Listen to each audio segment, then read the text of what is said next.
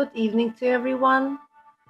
My name is Olga, and I'm continuing to read Messages from Christ, documented by Yelena Novosvit through the gift of clairaudience, and written in a book, Christ, Messages to an Awakening Humanity, a Living Word. Thank you again, everyone, for whoever with us today and listening. And today we're going to talk about what it's like to live in the material world. And to be exact, I'm going to read a message from Christ about living in the material world. Many of us not aware that besides the material, there is a spiritual world. And what everyone needs to know and understand that anything that manifests in the material world first happens in the level of energy. That said, wherever there is physical material results, we see manifestations. First, it happened in spiritual, whether it was a thought form. I guess it usually starts with a thought form. So today I'm going to read a message from Christ about the material world. So let's not wait and begin. You live in the material world. You live in the material world, in the world where matter and spirit have united. Here, the material manifestation is tangible and real.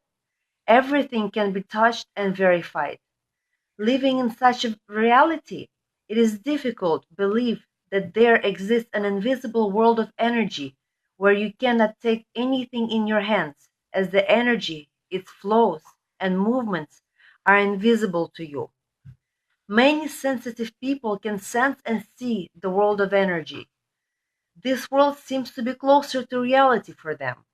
For them, an energy field around every person is not a fairy tale or fiction, but it is a visible energy that changes its size and color. Everything is reflected in this field. All thought forms, the state of body functioning, and all mood swings are present there, since all of this happens through the world of energy. Those who will achieve purification in the future will be able to develop a different vision, the vision of the world of energy. Believe me, that this world is not any less beautiful than the material world. I think you believe me, Heron. Believe that energy is a power, because through energy a creation is carried out from small forms to the greatest ones. The creators possess the energy of enormous might.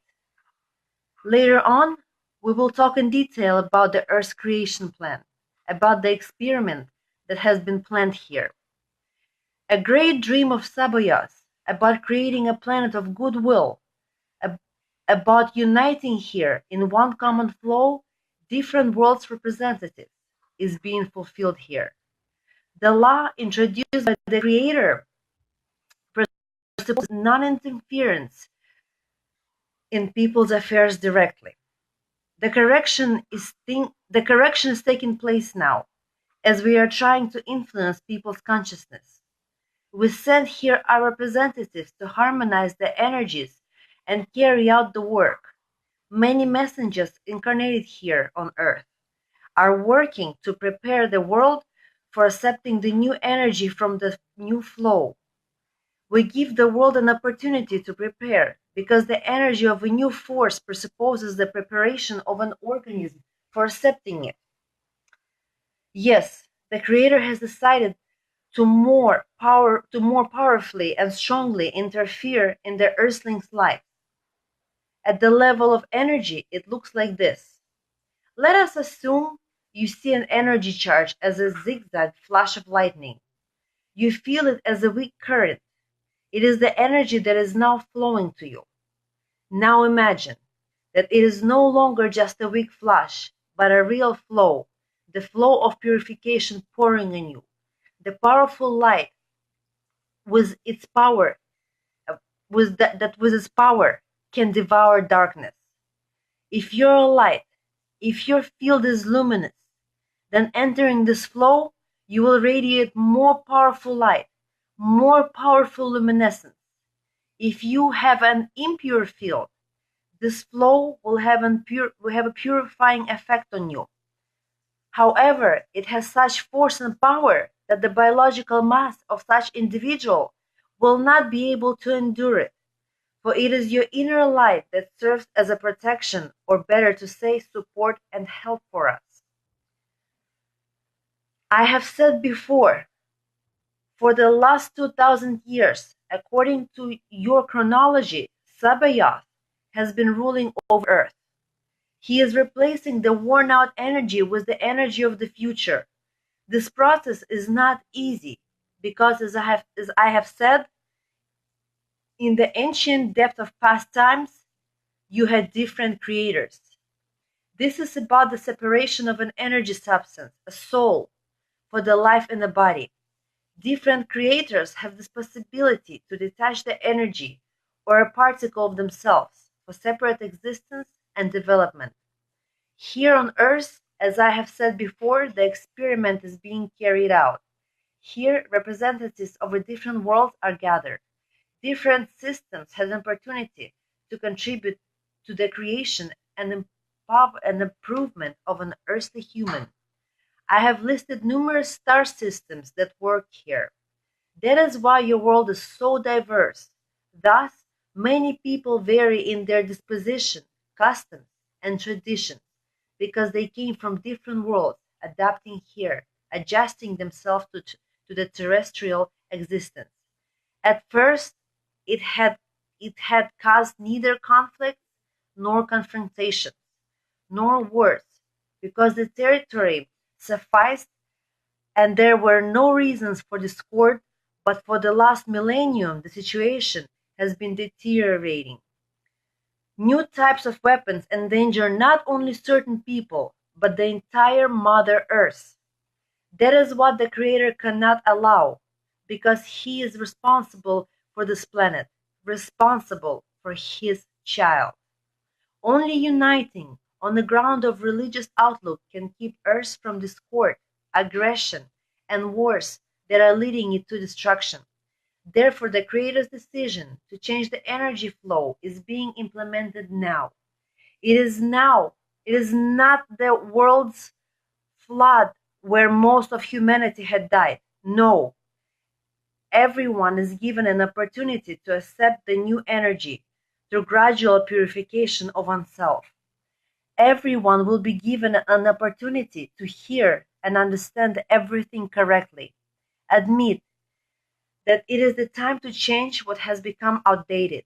Admit that it is humane. The process will be carried out very, very gradually, and we will need the help of luminous souls.